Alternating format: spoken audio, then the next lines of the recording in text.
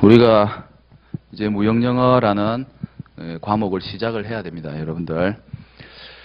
근데 이 무역영어를 공부하기 위해서 여러분들이 알아야 될 게 뭐냐면은 가장 기본적인 무역이라는 것에 대한 실무적 기본 지식이 있어야지 무역 관련되는 영문이라든지 또는 국제협약을 이해를 할 수가 있어요.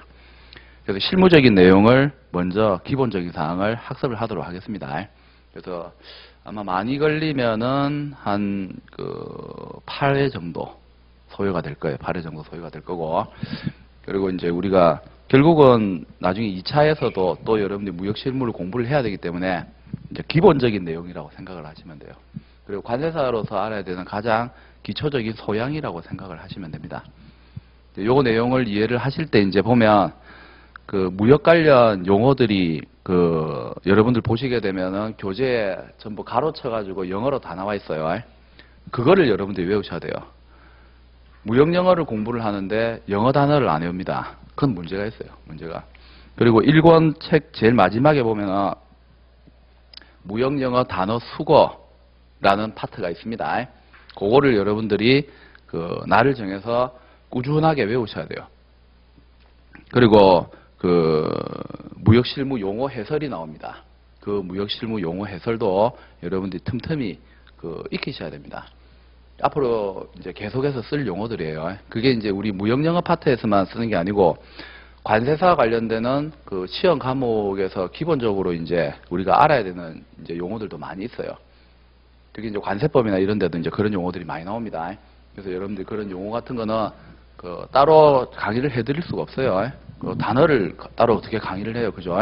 그거는 여러분들 중고등학교 다닐 때나 토익 시험 칠 때 단어는 여러분 스스로 외웠잖아요, 그죠? 그거 똑같은 겁니다. 그래서 여러분들이 하루에 한 50개씩 정도만 외우면 될 거예요. 단어는 1800단어가 들어있습니다. 1800단어.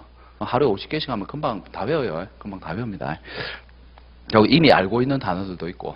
그래서 우리가 영어 공부를 할 때 가장 기본 되는 거는 이제 역시 영어 단어예요. 영어 단어 수거. 그리고 일반 토익이나 터플에서 쓰는 수거하고 전혀 다르게 무역에서만 사용하는 독특한 수거나 단어가 있어요. 그러니까 스펠링 철자까지 똑같은데 뜻이 완전히 다른 것들이 있습니다. 이제 그런 것들은 여러분들 개념을 잘 잡아 놓으셔야 됩니다. 그래서 이제 무역영 공부하실 때는 제일 처음에 일단 겸허한 마음으로 여러분들 영어 단어 수거부터 먼저 다 암기를 하세요. 그렇게 해야 나중에 협약이나 이런 거 공부할 때 뭡니까? 사전 찾아보는 일이 줄어들 수가 있죠. 그래서 오늘 기본적인 내용에 대해서는 여러분들이 스스로 빨리 학습을 해 놓으시기 바랍니다. 자, 제일 처음 해보면 이제 무역이 무엇이냐라는 무역에 대한 개념이 나옵니다. 그죠? 무역이 뭐예요? 예? 여러분들 뭐라 생각합니까? 우리 이제 흔히 국제상거래라고 얘기하죠. 국제상거래. 그래서 언어, 종교, 문화, 정치적 제도, 화폐제도, 관습 이런 것들이 서로 상이한 국가 간에 상인과 상인 사이에 있어서 물품에 있어서 거래를 하는 것. 우리가 이것을 국제상거래, 국제무역이라고 얘기를 합니다. 그죠? 그리고 트레이드라고 흔히 영어로 많이 얘기하죠. 근데 트레이드가 넓은 의미로는 이제 무역이라는 의미가 있습니다만은 트레이드는 영어 사전적 의미로 보면 exchange 뜻이에요. 교환이란 뜻이에요. 교환이란 뜻. 두산에 있는 A라는 선수하고 LG에 있는 B라는 선수하고 선수 바꿉니다. 그러면은 프로야구 구단에서 뭐 했다고 합니까? 선수 트레이드 했다 했죠. 그럼 무역인 거예요? 아니잖아요. 트레이드는 모든 거래를 다 트레이드라 불러요.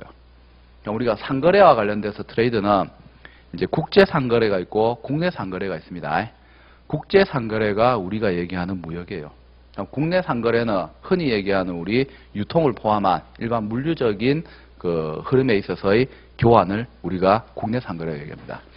그래서 트레이드 안에는 이제 국제 상거래하고 국내 상거래하고 두 개 다 있어요. 그래서 우리가 국제 상거래인 무역을 뜻할 때는 그냥 트레이드란 표현 안 쓰고 앞에 인터내셔널이란 말을 붙이죠. 그래서 인터내셔널 트레이드라고 합니다. 인터내셔널 트레이드. 자, 요게 이제 우리가 무역이라고 칭하는 일반적인 용어예요. 그리고 요즘 이제 전자상거래, IT 산업이 육성되면 전자상거래가 굉장히 일반화되어지고 있습니다. 그죠? 그래서 옛날에는 국내 안에서만 전자상거래 했는데 요즘은 뭐예요? 해외 직구로 해서 여러분들도 실제 뭐 할 수 있습니까? 외국에 있는 쇼핑몰에서 물건 바로 구매를 할 수 있잖아요. 전자상거래 개념이 훨씬 더 많이 확산이 되고 있습니다. 우리 전자상거래를 EC라 부르죠. Electronic Commerce라고 얘기합니다. EC라는 개념으로서 얘기를 합니다. 그래서 앞으로 이제 전자무역과 관련되어지는 부분이 이제 일반화되어질 거 사실이에요. 이제 관세들도 거기에 맞춰서 이제 그 여러 가지 대비를 하고 준비를 해야 되겠죠. 자, 요거는 이제 학술적 의미의 무역이에요. 근데 저는 무역을 좀 다르게 정의합니다. 저는 무역을 사기라고 얘기합니다. 사기. 무역은 사기예요. 이상한 사람 같죠? 무역이 왜 사기야? 제가 얘기하는 이 사기는 우리 법대에서 그 공부하다 오신 분도 계실 거기 때문에 법학에서 얘기하는 그런 사기의 개념이 아닙니다. 제가 그냥 비유법을 든 거예요. 우리 형법상의 사기라고 하는 건 뭐예요? 다른 사람을 속여서 다른 사람의 재산이나 신체에 피해를 주는 행위, 그걸 우리가 사기라고 정의를 하고 있습니다. 그죠? 형법이 그렇게 정의하고 있잖아요. 근데 제가 얘기하는 사기는 그런 사기를 뜻하는 게 아니고 그냥 비유예요. 비유를 든 거예요. 예를 들어서 여러분들이 이 물건을 사고 싶어요. 그럼 저인데 여러분들이 얼마냐고 물어보겠죠. 그럼 제가 이거 얼마나 얘기하나? 이거 1달러로 얘기합니다. 그럼 여러분들이 1달러 그럼 이거 그냥 바로 샀다. 그럼 여러분들 이제 사기당한 거야. 뭔 말이냐면 저는 상인이기 때문에 여러분들이 이거 얼마냐고 물어봤을 때는 어디까지 계산하고 있냐면 분명히 내가 얼마라고 얘기했을 때 이 상대방이 가격에 대해서 할인을 요구할 거라는까지 난 생각을 하고 있어요. 그래서 그 부분까지 생각해서 뭐예요? 가격을 좀 높이 불러서 제가 얘기를 하는 거예요. 그럼 여러분들이 만약에 가격을 깎는 행동을 하지 않고 그대로 사가면은 여러분들 바보 되는 거예요. 바보. 분명히 나는 약간 높게 불렀단 말이에요. 그리고 여러분들이 이걸 그래 사갔습니다. 사가서 이제 1달러에서 뭐 한 10센트 깎아서 사갔어요. 그런데 또 여러분들 국내에 팔 때 어떻게 하는 줄 아세요? 제가 처음 불렀던 가격 있죠? 그걸 원가로 해서 계산해서 국내에다가 판매를 합니다. 상인들은 다 그래요. 그래서 사기예요. 그런 의미에서 사기라고 하는 거예요. 그런 의미에서. 근데 내가 실제로 사기 안 당하려면 어떻게 해야 됩니까? 무역하고 관련되는 일반적인 모든 내용을 다 알고 있어야 내가 사기 안 당하는 거예요. 그래서 우리가 뭐든지 다 알고 있어야 됩니다. 그래서 우리가 계약이라는 걸 쓰게 되죠. 법률적 증거자료. 실제로 나쁜 의미의 사기를 치는 사람들도 있어요. 그래서 그런 거에 대해서 내 자신을 보호하기 위한 안전장치로서 우리가 계약서라는 걸 작성을 하게 됩니다. 계약서라는 걸. 그래서 앞으로 여러분들이 이제 계약하고 관련되어지는 내용에 대해서 그 많은 내용을 저랑 학습을 하시게 될 거예요. 그리고 무역을 할 때는 장벽이 굉장히 많이 있습니다. 여러분들이 생각할 때 가장 큰 장벽은 뭐라고 생각하세요? 언어도 다르고 종교도 다르고 정치적 상황도 다르고 화폐 제도도 다르죠. 법 제도도 다 다를 거예요. 그 다음에 인종도 달라요. 그럼 여러분들 생각할 때는 무역을 하는 데 있어서 가장 그 큰 무역 장벽은 여러분들 뭐라고 생각하십니까? 여러분들께서는 아무 생각 없어요? 예? 무역할 때 그냥 상식적으로 뭐가 제일 큰 장벽일까? 그럼 보통 묻게 되면은 언어 얘기를 많이 하십니다. 근데 아니에요. 그거는 제가 굉장히 어린 나이에 자동차 회사에 있을 때 저는 영어를 썩 잘하지는 않습니다. 굉장히 못해요. 아마 여러분들이 저보다 영어 훨씬 더 잘할 거예요. 근데 자동차 회사에 있을 때 아프리카 상인이 그 차를 사기 위해서 들어왔어요. 그때 제가 17대를 바로 수주 계약을 체결해서 수출을 했는데 그분을 미팅룸에 들어가서 봤을 때 그 아프리카 사람 눈이 굉장히 커요. 그 천진난만한 그런 아이의 눈망울을 가지고 있는데 그분도 영어를 잘 못하는 것 같아. 내 입에서 영어 나올까봐 공포와 두려움에 떨려 있는 것 같았어요. 그래서 그냥 미팅룸에서 웃겨버렸어요. 그러니까 허가를 요구하더라고. 그래서 안았어요. 그리고 바로 사인했어요. 근데 우리 사장, 영국이었는데 우리 사장님은 같은 날 옆에 미팅룸에서 미국 상인하고 계약 체결하기 위해서 미팅을 하고 있는데 회의를 하고 있는데 나는 15분 만에 계약 체결하고 나왔고 우리 사장은 그날 계약 체결을 못했어요. 언어는 그렇게 중요하지 않아요. 미국이나 영국이나 다 영어 쓰잖아. 오히려 언어가 잘 통하니까 뭐예요? 서로 마찰되고 충돌되는 부분이 굉장히 많은 거예요. 물론 이제 특수한 상황일 수 있습니다. 근데 제가 생각했을 때, 이때까지 다년간에 실제로 이제 수출입을 하면서 경험했던 거는 언어도 중요한 장벽이 될 수 있는데 그것보다 제일 큰 장벽은 문화적 장벽이에요. 관습이에요, 관습. 여러분들 아시는 분 중에 누군가가 한우 툭불급을 생산하시는 분이 있다 칩시다. 그리고 여러분들에게 공급을 해주겠다. 무한정, 삼촌이. 그래서 이거 한번 수출해봐라 했어요. 근데 여러분들이 시장 분석을 하면서 인도에다가 수출해야지 라고 생각했다. 그럼 굉장히 큰 잘못된 거죠. 왜냐하면 인도는 소가 신이에요. 인도에 소고기를 수출 안 하는 이유가 있겠죠. 인도 사람도 소고기 안 먹습니다. 예. 길거리 지나가다 소가 길거리에 앉아버리면 어떻게 돼요? 그 손님께서 지나가실 때까지 어떻게 합니까? 그냥 그대로 가만히 있어요. 소가 신이기 때문에. 그 문화예요, 문화.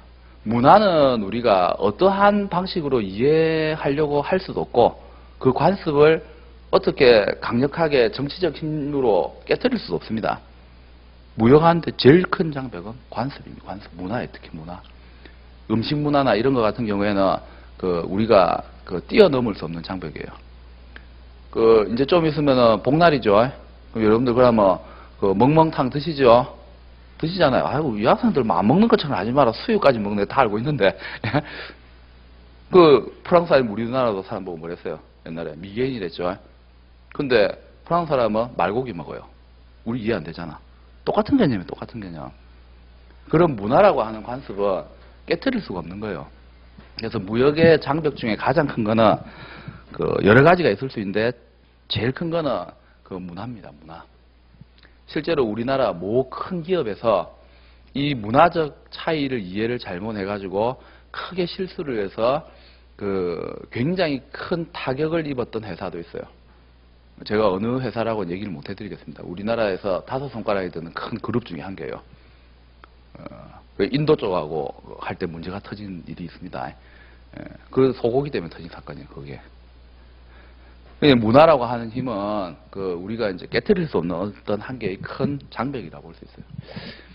그럼 이런 문화적 장벽을 제외하고 우리가 무역 거래를 할 때 있어서 상호 상인들 사이에 있어서 오해가 발생할 수도 있고 이러한 오해가 발생했을 때 이를 신속하게 해결할 수 있는 중거법이라든지 국제협정이 필요하겠죠. 왜냐하면 우리나라 법을 무조건 일방적으로 적용할 수는 없잖아요. 미국의 법을 전 세계 모든 사람들인데 무역 거래할 때 적용하라 할 수 없잖아요. 그래서 전 세계 상인들이 모여서 또는 유엔이나 이런 이제 거대 단체에서 상인들 간에 있어서 무역 거래를 하는 데 있어서 지켜야 되는 이제 기본적인 관습 그리고 이와 관련돼서 법률적 분쟁이 발생할 때 이를 신속하게 해결할 수 있는 법규 형태로 만들어 놓은 것들이 있는데 그게 우리가 국제 상관습 또는 법규라고 부릅니다. 흔히 우리가 메르카토리아라고 얘기해요.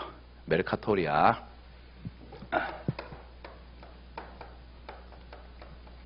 자, 메르카토리아. 우리 국제 간에 있어서 상인들 간에 지켜야 되는 관습, 국제 상관습을 메르카토리아라고 얘기합니다. 유엔에서 제정한 것도 있고 상인들 간의 단체에서 제정한 것도 있어요. 요거는 어디서부터 시작됐냐면 고대 여러분들 중고등학교 다닐 때 세계사 수업 들으시면 길드 제도라는 거 들어보셨죠? 그 길드 제도에서 이제 처음 이제 유행이 되기 시작한 게 이제 국제 상관습입니다. 중요한 영어 하나 했어요. 메르카토리아 외우세요. 저런 거 나중에 외워놓으면은 실제 여러분들이 지금 무역영어 시험 칠 때는 크게 영향을 미치지 않는 단어지만 나중에 무역실무 시험 치죠. 근데 계약하고 관련되는 어떤 시험 문제 나왔을 때 답안지 쓸 때 메르카토리아 한 줄 써주거라. 예? 답안지 채점하시는 교수님들이 좋아하시죠, 당연히. 아, 이런 것까지 공부해서 이 친구들 알고 있네. 답지 차별이 나타나는 거예요. 전문 용어나 이런 거 우리 흔히 근데 우리 많이 쓰는 용어예요, 저런 단어는. 실제 무역회사에서 우리 무역 업무 하시는 분들 저런 단어 굉장히 많이 씁니다. 메르카토리아 이런 거. 근데 사실은 이제 우리 관세사들은 안 쓰죠. 모르니까. 예? 저런 단어는 흔히 쓰는 단어예요. 흔히 쓰는 단어고. 미생이란 드라마 보신 적 있죠? 예. 그 미생이란 드라마를 여러분들이 그냥 재미로 봤을 경우에는 뭔 말하는지 몰랐을 내용들도 많아요. 왜냐면 무역 관련되는 용어들이 많이 나오잖아요. 여러분들이 무역 영어를 어느 정도 공부하시고 나서 그 드라마를 다시 보기를 한번 해보세요. 이제 거기에서 쓰는 모든 용어들 다 합니다. 그리고 왜 저런 상황이 벌어졌는지도 이해를 할 수가 있어요. 우리가 기본적인 배경적 지식이 있는 상태에서 보면 상당히 재미가 있습니다. 근데 그렇지 않으면 그냥 잘생긴 배우가 나왔기 때문에, 예쁜 배우가 나왔기 때문에 뭐예요? 그냥 그것 때문에 보는 거잖아. 큰 의미 없죠. 아무 무의미한 거예요.